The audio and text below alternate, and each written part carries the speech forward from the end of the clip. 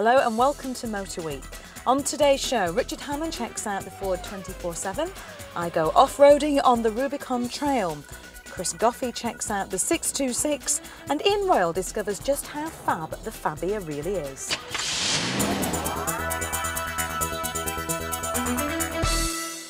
Pinewood Studios, home of the gadget-laden Bond movie and concept cars. And boy, have I got a gadget for you, because Ford chose this as the location to launch their 24/7 concept to the British press. Now, as an avid viewer, you may recall that we first saw this concept at the Detroit Motor Show, when along with the rest of the world's motoring press, well, I think we may rather have missed the point. Whereas most concept cars are showcases for wild exterior shapes and attractive shells with rather disappointing cockpits, the 24/7 is all about the interior. What you see here could be called a box that contains a very real and very clever concept. And who better to explain just what it's all about than Lawrence van Den Acker, the chief designer responsible for the project. What have you set out to do here, Lawrence? With this project, we really try to merge communication and transportation. Communication is changing our world today. People want more and more information all the time. So with this project, we try to merge the two and come up with a user-friendly and responsible way of interacting with our cars and offer all this information. So we know then that the interior of this is loaded with technology that you're going to talk us through. Have you not bothered with the exterior? I mean, the shape of it, what's that mean to you? No, the exterior was very important because if we made such an innovative, radical interior, we couldn't shape it in a traditional automotive box. So therefore, with the exterior, we tried to stay away from traditional automotive shapes, as you can tell. It's very sheer, very product-like, very architectural, and the exterior is more a canvas, and it's as different from traditional cars as the iMac is from grey computer boxes. So we definitely want to make sure that the difference inside was reflected aesthetically also in the exterior. And it's got no headlamps or tail lamps, I noticed. Well, they're there only when you need them, and that in philosophy is very close to the instrument panel that you're going to see. Right, well, enough talking about it. Let's have a look and see how it works, what it can actually do. System startup. When it starts up, it will show you 4 different users. It's a family of 4. Mother Natalie, father Steve, and 2 sons, a son and a daughter, Jack and Elizabeth. So suppose we choose Natalie. Select driver Natalie. Selecting. It shows that she selected herself. Close user profile. Gives her age away there as well. Closing. 42. Well, not everybody wants to know about that. And this is Natalie's world. She's into gardening, so she has flowers in the background, which she can change next week to something so we can else. put whatever we want on the background of it. Yes, not unlike your computer, you can custom design it to your personal taste. But if she's lost, for instance, or wants to find a friend in a new cafe, she can give a command and find Café Claude. Locating. Then it would start up the GPS system. It would locate a cafe and it would guide her to the cafe through traffic jams and one-way streets. Close GPS. Closing. Or if she wants to make a phone call, she would simply say, open cell. Opening. And then she could tell the system to dial mom, dial my son, dial dad at the office, or anything. I noticed what looks suspiciously like a camera up there on the rear view mirror. Yes, the camera here, we use it for several purposes. You can use it for video conferencing, so when you call each other, you can actually see each other. You can use it for aiming it at your baby in the back if you want to keep an eye on her or him. Or you can use it to take snapshots and email, touristy pictures from your holidays to your parents at home. Close cell. So what's going to be the difference then if we decide to be Jack, say, instead of Natalie? What do we get? Well, let's have a look. Select driver Jack. Selecting. Now Jack likes his female voice talking back to him. Obviously. Very nice female voice. Close user profile. Closing. Now Jack's world is very different. He's much more into gothic and dark music, and his music level is higher than his mother's.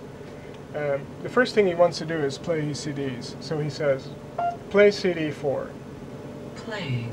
And he wants to be able to adjust every single detail on a CD player.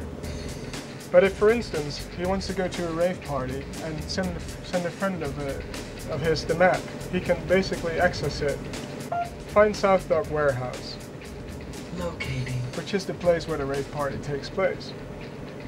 It locates the place, it shows a map, and he says, "Save map." Saving. And then he will send it to his friend's email address. Send map to joeg@mindspring.net. Sending. It opens up his email and it accesses the internet and it sends the map. Obviously, all this will be voice controlled. And obviously, not everything you will do while driving. Some of the things like the entertainment side of it, you would definitely do when you're standing still. We don't want to get you into a more dangerous situation than possible. System shutdown. And you shut it down just like you would your normal computer. And the whole thing goes to sleep, and there it is, once again, resting, looking, well, perhaps not like an entirely ordinary dashboard, but look, Lawrence, that's an incredible amount of technology. Right. More than I've got in my office, but you can take it with you on the move. How realistic is this? Is this just a wild concept? Will we see it? Can I buy one? It's not as wild as you think it is. A lot of this technology we literally took off the shelf. Voice interaction is available on our Jaguar S-Class. Internet will be available in the next 2 to 3 years. Rear projection information displays, there's already existing prototypes made by Visteon, one of our main suppliers.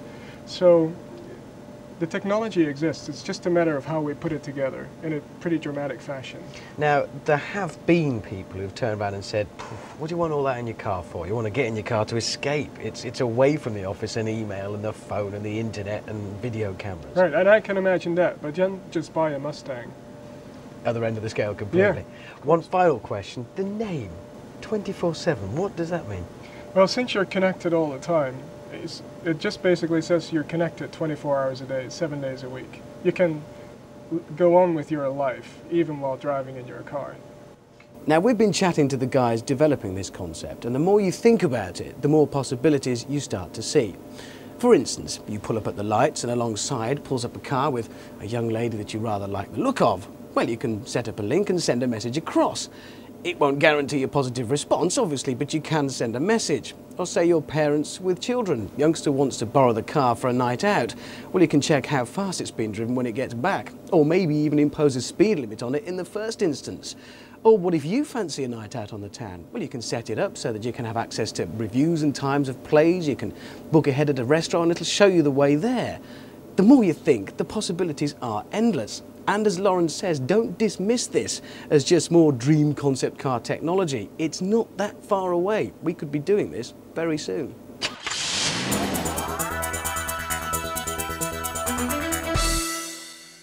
Now what you're about to see is another one of those things that could only happen in America. Having a fascination for this kind of impassable terrain, land that looks like it comes from another planet, is quite one thing. Deciding that for kicks, you're going to drive straight over it is another. But that's exactly what a group of Jeep enthusiasts decided 45 years ago. They saw this impassable terrain as a challenge, and they felt sure that their Hardy Willis Jeeps could cross it no problems. They created the very first Jeepers Jamboree, a rather curious affair in which Jeep owners pay for the privilege of hammering their own vehicles over rocks, through mud, and along terrifying passes in this Jeep utopia known as Rubicon Springs.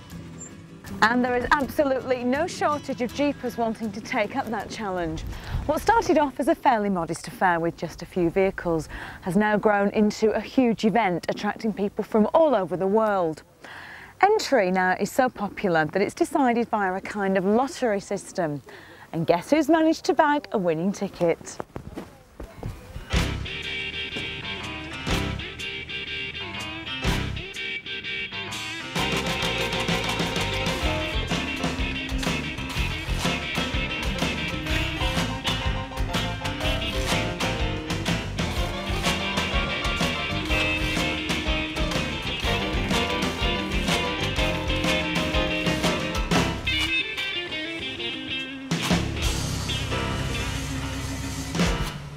Of course, you can't take part in the biggest and the baddest Jeep Jamboree without having your very own Jeep to drive in.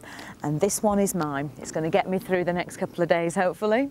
There are no special modifications on this vehicle at all. In fact, the president of Chrysler is adamant that any vehicle that Chrysler produce bearing the Jeep badge has to be capable of completing the Rubicon Trail in one piece. Now, about that Rubicon Trail, Off-road trails are rated from 1 to 10. 1 is, yes, the easiest, and there are plenty of those. But there is only 110, and it's the Rubicon here in California. It may only be 22 miles long, but it's 22 miles that takes people to places roads just don't want them to go to. Now, I've been warned that this path is a boulder-infested, differential-smashing, kidney-bruising, wheel-bending path to nowhere. In short, it's a Jeep heaven, and I've always been a girl who's game, so here goes. The trail has all the perfect ingredients. You never know what's around the corner. There's breathtaking scenery, and it certainly challenges your driving skills. A comforting thought as I approach the first tricky bit of the day is my trusty copy of Mark A. Smith's Guide to Safe, Common Sense Off-Road Driving. What I want to know is, where's the common sense in driving through all of this lot instead of round it? Still, I've been assured by the expert that there's a simple technique to rock driving. You need low gearing, a supple suspension, nerves of steel, and a very understanding bank manager. All right, come forward to me, hut, that's me.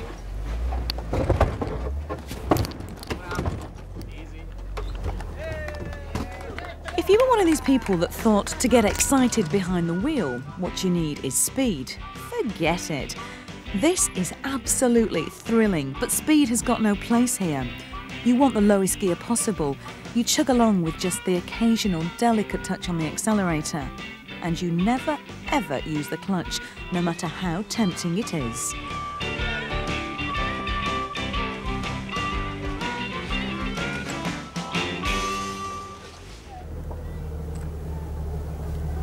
The Rubicon Trail is renowned for the beauty and the toughness of its terrain, but it's also just as renowned for the huge party that takes place every year over at the Rubicon Springs camping spot. As you settle your aching bones down by the campfire with half a cow to chew on and of course the obligatory bottle of beer, it's the perfect time to unwind and listen to the day's tall tales. And believe me, there are plenty of those.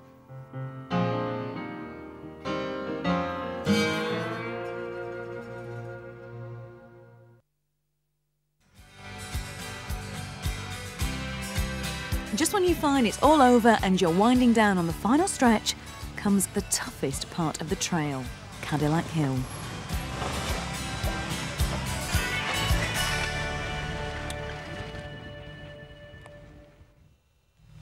Well, this is it. We've reached the end of the Rubicon Trail, and it is so beautiful here. I can't believe we've just driven through that valley. It's only 10 miles long, but it's taken us a day and a half to travel through it. And I tell you, it's not for the faint-hearted.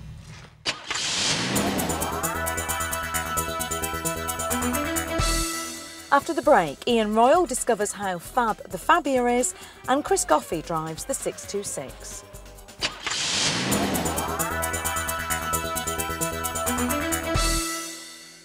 Now, I'm not very good when it comes to telling jokes. In fact, I'm absolutely hopeless. But which car maker has been the butt of so many jokes over the years?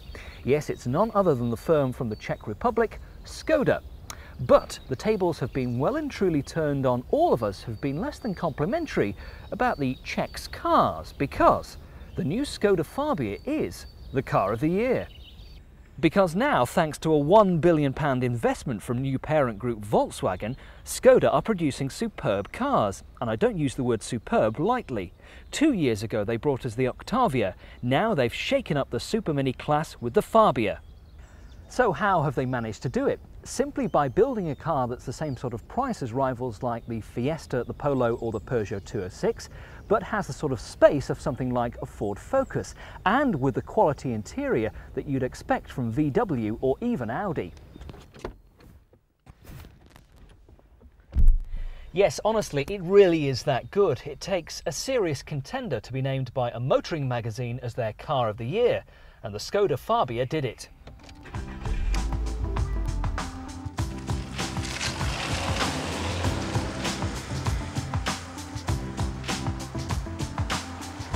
The Super Mini market in the UK accounts for some 22% of all sales and is cutthroat competitive, believe me. If the likes of Ford, Peugeot and others aren't quaking in their boots at the sight of the Fabia, well, they jolly well ought to be. At launch, the Fabia comes with a choice of 3 engines, a 1.4 and 1.4 16-valve petrol and a 1.9 diesel, as well as 3 trim levels: classic, comfort and elegance. This is the top-of-the-range 1.4 16-valve, and if someone took away the Skoda badge and asked you to guess which car you were in, no way would you think it's a Skoda. You'd probably say, oh, it's a Golf or something. Top quality finishings inside, nicely laid out, comfortable seats, and driving position is very good. The Fabia is built on VW Group's latest platform, and amazingly, Skoda were given the green light to use that platform ahead of the next generation Polo and Seat Ibiza, confirmation of VW's faith in Skoda and its designers. Now, I think the Fabia is at its best around town on uncomfortable cruises. Begin to push it hard down your favourite country lane and you'll find the suspension a bit soft and the steering a bit too vague, but I doubt whether the brief for the Fabia was in any way particularly sporty. This 1.4 16-valve is the most powerful Fabia on offer at the moment, with 100 brake horsepower.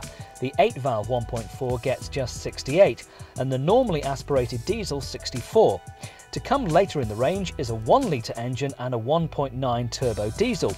The latest technology comes to Skodas too, with an electronic drive-by-wire accelerator, so there's no mechanical link between the pedal and the throttle or injection pump. Clever stuff. Oh yes, and by the way, there will be a hot hatch Fabia along next year with a 2-litre engine. Fuel economy is also excellent. From that 1.4 16-valve you get nearly 40 to the gallon combined, and from the 1.9 diesel nearly 60 to the gallon combined. So how does the Fabia rate alongside a car that's been around for some 2 years now, has sold over 1 million across Europe, and is very, very French?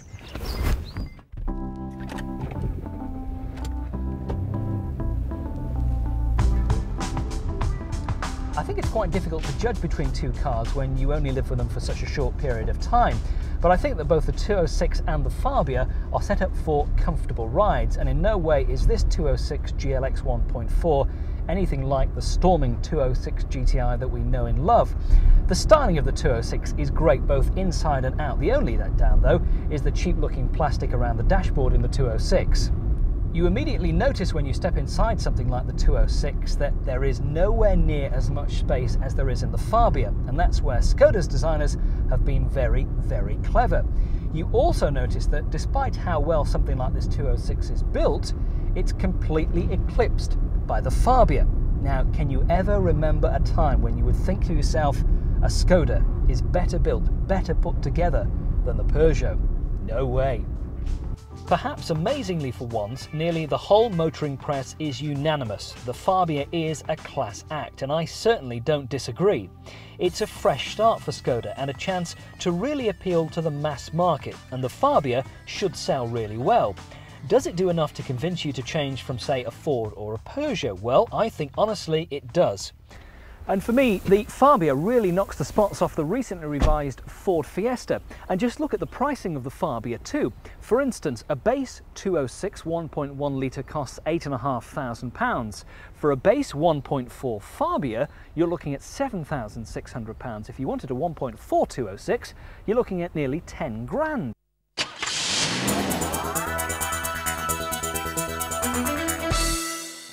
When it's cold and wet in Britain and it's November and a manufacturer chooses to bring you to an exotic location, you can be pretty sure they don't have too much else to talk about.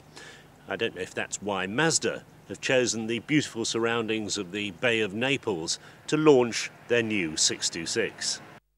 It was 20 years ago that Mazda first flew a small group of journalists to Japan to see the first 626. It was a very important car for the company. Up to then they'd relied on Wankel rotary engines for their cars, and they'd been hit very hard indeed by the fuel crisis. In fact, sales in America had virtually stopped dead. So the 626 was vital to the survival of the company. Conventional 4-cylinder engine, a 4-door saloon that was not going to offend anybody. In the UK we called it the Montrose, but the Japanese only allowed that for a year or so. After that they insisted that it reverted to the numbers. Well, here we are 20 years on, the 5th generation facelift of the 626. And what's changed? Well, a new grille that Mazda say reflects their corporate identity, but I have to say it looks pretty much like everybody else's corporate identity. A new sculpted bonnet and new headlamps, but there's changes under the skin. Mazda say they've changed the bushes in the suspension and the dampers to give better ride and handling, and they've upgraded the interiors. How does it go? Let's find out. Well, the answer is surprisingly good. The steering is nicely weighted and precise, and on these winding mountain roads it's easy to place the car precisely on the road. The roll is well controlled, and at the same time bump thump and potholes are absorbed quite nicely. So all in all, the car rides well and handles surprisingly well. I was prepared to condemn it as an anonymous, faceless Japanese car, but in fact it actually impresses round here. The GT version that we're in has white dials with black numbers and a different trim with black looking shiny plastic in the place of the plastic wood in the other versions.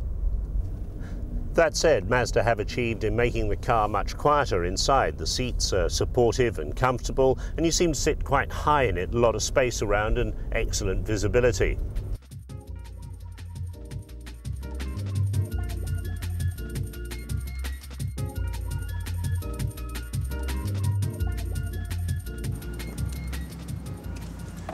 An unusual feature of the car is the folding front seat with room for your coffee cups and your paperwork if you simply have to catch up during a long jam on the M25. It has to be said, the Mazda 626 is a pretty conventional car. It looks much the same as the other cars in its class. There's nothing particularly exotic about the specification. That said, Mazdas are very well built and they have a good reputation for reliability. And the more you drive this car, the more difficult it becomes not to like it.